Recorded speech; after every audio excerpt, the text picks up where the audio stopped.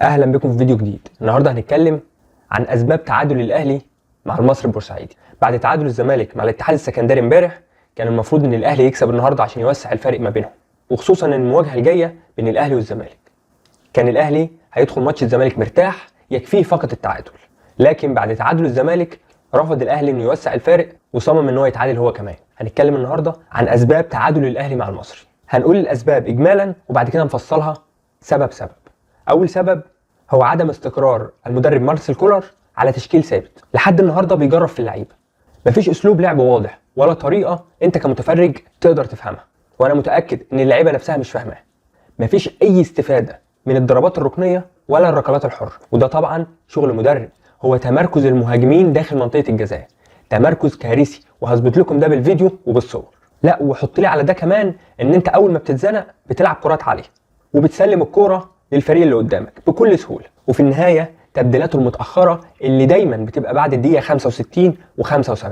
ومن اهم الاسباب في تعادل الاهلي مع المصري النهارده هو القياده الفنيه الجيده بل الممتازه من حسام حسن. كده اتكلمنا عن الاسباب اجمالا، هنفصلها واحده واحده، خليك معايا.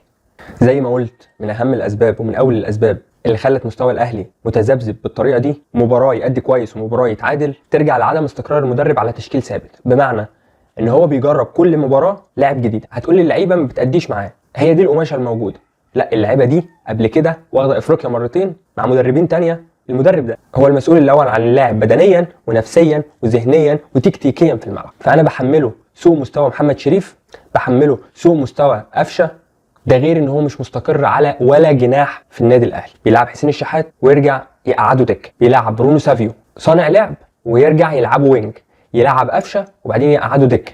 فهو مش مستقر على تشكيل. واي فرقه عاوزه تنافس على بطولات لازم يكون عندها تشكيل ثابت، معروف مين الوينجين، معروف مين الراس الحربه، ومعروف مين صانع اللعب. فعدم الثبات على تشكيل سبب من اقوى الاسباب اللي مخليه الاهلي بالمستوى ده. تاني سبب ان مفيش اسلوب لعب واضح. ما تقدرش تقول ان الاهلي بيلعب كرات طويله، ما تقدرش تقول ان الاهلي بيلعب على الاجناب، ما تقدرش تقول ان الاهلي بيلعب كره من العمق، ما تقدرش تقول ان الاهلي بيقدر يلعب على الضربات الركنيه والكرات الرأسيه. مفيش حاجه ثابته، مفيش حاجه بتتعمل كتير، فاحنا بنفهم ان هو بينفذ فكره معينه او هو في دماغه افكار لكن اللعيبه مش عارفه تنفذها. انت بتتفرج بتحس ان كل لاعب بيمسك الكره بيباصيها للي جنبه. وتاكيدا على كلامي ان مفيش ولا ضربه حره ولا ضربه ركنيه تقدر تستفيد منها او تسجل منها هدف. وتعالى بص معايا على الحالات دي. الاهلي بيلعب كرات عرضيه كتير وخصوصا من ناحيه معلول. ما تقوليش ان ده تكتيك مدرب، لا، هو معلول بيعمل الكروسات دي من قبل المدرب ده ما يجي. ومعروف ان جبهه معلول هي اخطر جبهه للاهلي وهي المفتاح اللعب الاول للفريق. بص معايا على الكره دي، كانت في الدقيقه السادسه، وركز معايا في كام تفصيل. الكره هنا مع علي معلول هيلعبها لبرونو سافيو. ركز معايا، عمل كروس. اولا مفيش ولا مهاجم قاطع على القائم القريب. محمد شريف واقف في نص منطقه الجزاء، ومحمد مجدي قفشه واقف وراه، وحسين الشحات واقف وراه، واقفين بالعرض.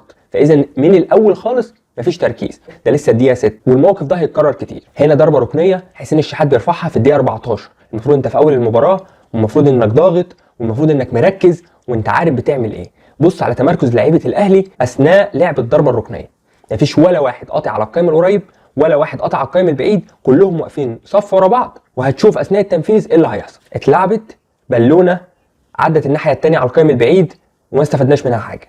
نرجع لنفس الكوره، علي معلول وبرونو سافيو عاملين جبهه. المره اللي فاتت علي معلول هو اللي طلع برونو، المره دي برونو هو اللي طلع علي معلول. المفروض ان علي معلول هيعمل كروس على القائم البعيد او على القائم القريب. طبعا هنا التمركز بيقول ان مفيش ولا واحد داخل منطقه الجزاء غير محمد شريف، ولسه حسين الشحات داخل يتمشى. طيب هنشوف مع بعض. علي معلول عمل الكروس، اللي بيقابل الكوره هو مدافع النادي المصري، وشايف المساحه دي كلها مفيش حد واقف فيها. والسؤال هنا هو ليه محمد شريف لتاني كوره ما بيقطعش على الزاويه القريبه؟ طب هو واقف مكانه في نفس نص منطقه الجزاء، هل هو بيستخبى من الكوره ولا هو قاصد بيها حاجه؟ انا شايف ان هو بيستخبى من الكوره، وكمان مفيش تكتيك من المدرب ان هو يقول له اسبق على القائم القريب وواحد تاني يروح على القائم البعيد. زي ما انت شايف كده، ده تمركز كارثي من لعيبه النادي الاهلي. فزي ما شفنا ده تمركز لعيبه الاهلي داخل منطقه الجزاء في كرات ثابته او من كرات متحركه. وطبعا سبب من الاسباب هو سوء مستوى اللعيبه، سوء مستوى بعض لعيبه الاهلي. زي مين؟ هقول لك زي مين. اولا عمرو السوليه لعب شوط اول كويس، الشوط الثاني ما لمس الكوره، ما استفدتش من عمرو السوليه في اي كوره، ومع ذلك سبته لحد الدقيقه حاجه و80 ونزلت حمدي فتحي. واللاعب الاخير اللي هتكلم عنه هو حسين الشحات. حسين الشحات لاعب مستواه متذبذب، شويه يكون كويس شويه يكون وحش، لكن انا دايما بشوف حسين الشحات كارثه في الملعب، بيقدر يضيع مجهود الفريق كله بلمسه واحده. بص معايا وشوف تصرفات حسين الشحات في الملعب. انا جبتها لك فيديو علشان ما تقولش ان انا متحامل عليه. هنا الكره راحت لحسين الشحات، استلم ورقص، وبعدين رقص تاني، وبعدين رقص تالت. هاني فتح لك اديله الكوره، لا انا هرقص رابع، انا هرقص خامس. في الاخر فقدنا الكوره والهجمه ضاعت. كوره تانيه لحسين الشحات، استلم محمد هاني عامل سبرنت، محمد هاني من نجوم المباراه. حسين الشحات استلم الكوره، محمد هاني طلع كروس ملوش اي لازمه، مش على راس اي حد، مش على المهاجم، حتى المهاجم مش قاطع، ويضيع الكوره. المفروض ان الكوره دي هجمه مرتده. ركز معايا وشوف تصرف حسين الشحات هيأخر الفريق قد ايه وهيعطل اللعبه قد ايه. كرة مع عمرو السولية هيسند على حسين الشحات، المفروض ان هو مهاجم تاني. بص على لمسه حسين الشحات للكوره، بص اللمسه رجعت.